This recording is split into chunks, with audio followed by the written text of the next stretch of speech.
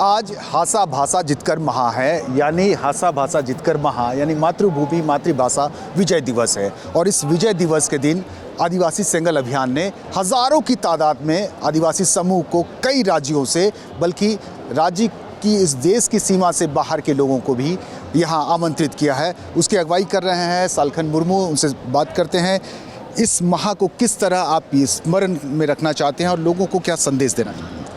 देखिए, 22 दिसंबर 1855 को संताल परगना दिसोम एक प्रदेश या एक राज्य का गठन हुआ। संताल परगना टेनेंसी एक्ट भी बना। उसी प्रकार 22 दिसंबर 2003 को संताली भाषा को राष्ट्रीय मान्यता प्राप्त हुई, 8वीं अनुसूची में शामिल हुआ।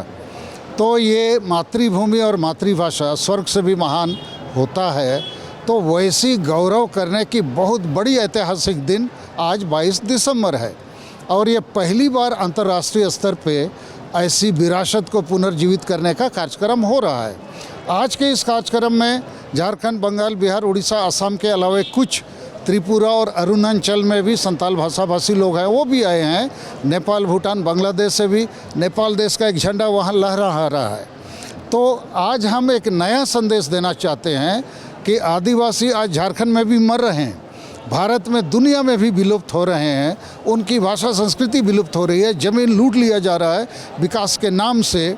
तो और एक आदिवासी विद्रोह, उसका शंखनाद आज हम लोग करेंगे और उसमें हम बड़ी राजनीतिक दलों को भी टारगेट में रखेंगे, झारखंड के सरकार को भी टारगेट में रखेंगे, बड़ी मीडिया को भी टारगेट में रखेंगे।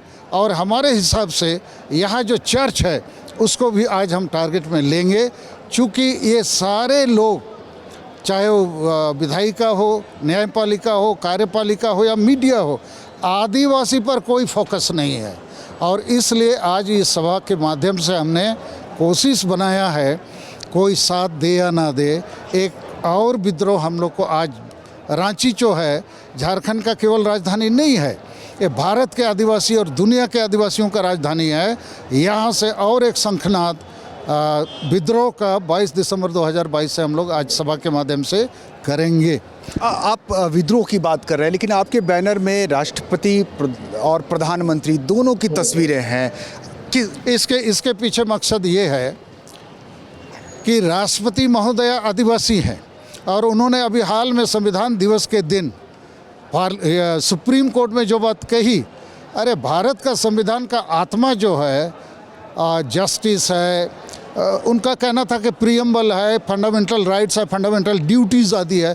इसके बारे गांव का गरीब आदिवासी, दलित, पिछड़ी कुछ जानता नहीं है। जेल में सड़ रहे निर्दोष कैदी भी जानते नहीं। तो संविधान का आत्मा यदि गांव तक नहीं पहुंचेगा, आदिवासी तक, तो यहाँ न्याय कैसे होगा, विकास कैसे होगा? तो हम राष्ट्रपति द्रौपदी मुर्मू पर बहुत आशान्वित हैं कि इनके आने से निश्चित एक परिवर्तन आएगा। और हम प्रधानमंत्री का भी फोटो लगाए हैं, उन्होंने द्रौपदी मुर्मू को राष्ट्रपति बनाया है। और अभी हाल में उन्होंने बिरसा मुंडा के जन्मदिन को राष्ट्रीय गौरव दिवस के रूप में पालन करने का जो दिशा लिया है।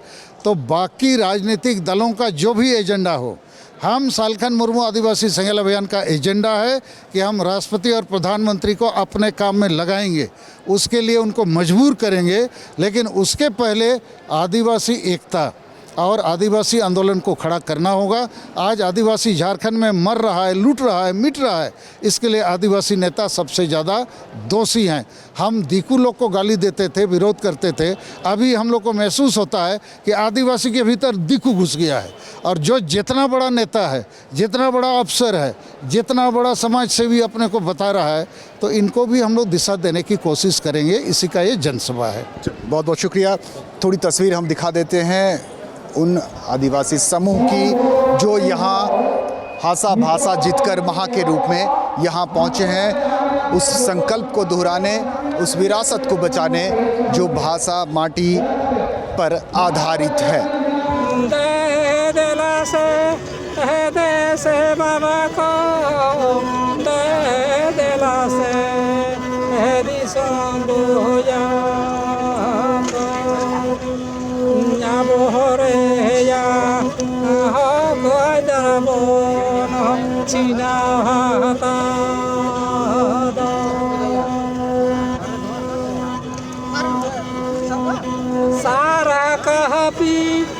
सब तमसे लगन सका दसे आप आदिवासी के मंच पर बैठे हैं आज पूरे मातृभाषा मातृभूमि विजय दिवस पर क्या महसूस करते हैं आप आदिवासियों के साथ? एक्चुअली हम लोग का पूर्वज आदिवासियों से मिलकर हमेशा से चलते रहे हैं। क्योंकि हम लोग अगर अध्यात्म की बात करें तो हम राम के वंशज हैं, कुश हैं, उनके वंश के हम लोग हैं। तो हमारे परिवार की इज्जत की रक्षा ये आदिवासी समाज ने ही किया था। राम और रावण की युद्ध अगर आपको याद होगा तो रावण से युद्ध करने के लिए इन लोगों ने हम लोगों का साथ दिया। हमारी माता श्री को इन लोगों ने आज़ाद कराने में सहयोग किया था।